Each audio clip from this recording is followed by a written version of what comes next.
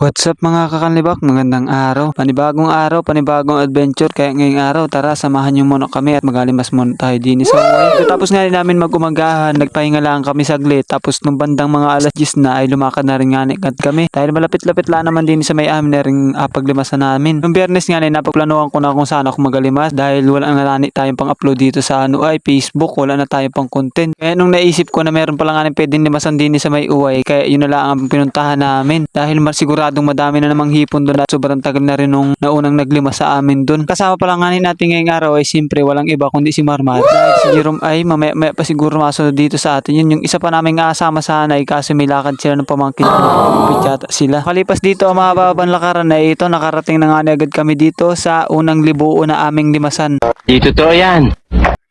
Libo pa lang nga ang tawag namin dito sa mga ganitong ipon ng tubig sa mga sapa-sapa. Libo ang tawag namin dyan sa mga ipon ng tubig na yan. Balik pala tayo guys dito sa video. Dito nga bumaba na nga kami dito sa unang libo na ating alimasan dito. Pagkatapos nga namin dito bumaba, ito nagsimula na rin nga agad kami dito magtabo ng tubig. Mano-mano lang nga dito pagsalbok ng tubig dito mula dito sa libo ay tiyan natin din sa kabila para ito'y kumati na at siyempre pagkatapos itong kumati, siyempre asiko pa natin ito para mahuli natin yung mga hipon dito na natira. Tapos nga namin dito magsalbok ng tubig. Ito kumati na rin nga agad ditong isang unang libo na ating sinalbokan ng tubig. At dito nagsimula na rin nga agad kami dito manikop. Apat na pirasong hipon lang warang nahuli namin dito. Tapos sumunod dito yung pangalawang libo na amin nilimasan. Di ko na pinakita dito yung pagsasalbok namin ng tubig at siguradong maghahaba maigi ang video natin nito. Kaya dito nagsimula na nga dito maglagi itong pinsan ko dahil napausukan niya nga ng ilalim ng mga batuan at napakalalaki nga dito. Nakahuli nga siya dito ng isang piraso. Sumunod na naman yung isa. Nagkakalaglag nga ang hipon niya pag ito pinausukan mo yung ilalim pero wag mo apadalito at mamamatay sa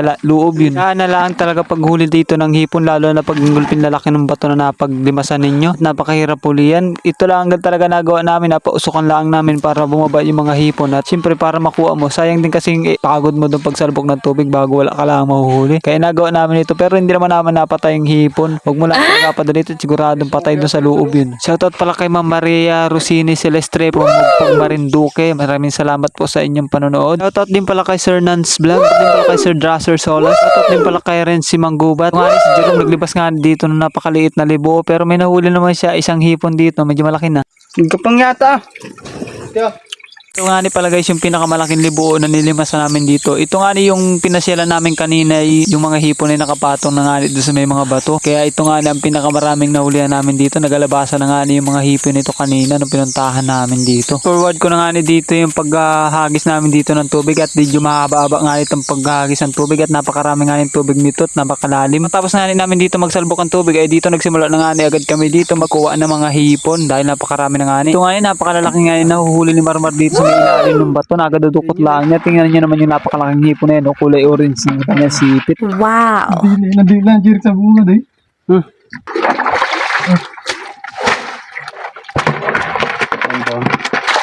Di ba?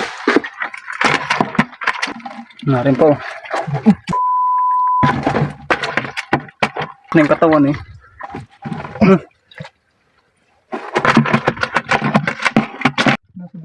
Apat na peraso nga si Jerome ng malalaking hipon doon sa may ilalim ng bato. Hirap na hirap nga kami pagkuha ng mga hipon dito dahil nakasiksik nga doon sila sa bato dahil yung bato ay gulpin laki nga kaya nagawa na nahiga na lang kami at natangay na nga lang namin yung letter para may ilaw sa ilalim. Dito nga dumukot din nga ako dito at may nakita pa nga akong hipon dito, napakahirap kunin. Buti na lang nakuha dito yung hipon. Medyo madami na nga nahuli na nga namin dito.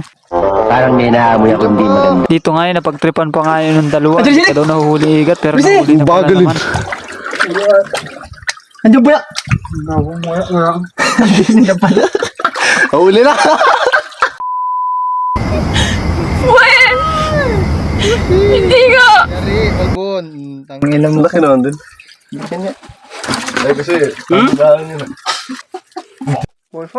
Ito nga sinigurado na nga namin dito at pinatay na namin dito yung igat para siyempre baka makatakas pa yan mamaya at mataktakin ito yung bayan. Ako makakawala pa yan. Naghahabulan ka yan. Buti kung maabutan mo pa man din yan. Ay kung sumuot pa sa butas. Ito nga guys, ito na nga huling libuo na nating limasan dito. Medyo madami-dami na huli namin dito. May malalaki pa nga hipon na nahuli namin dito kahit napakaliit nitong libuo na ito.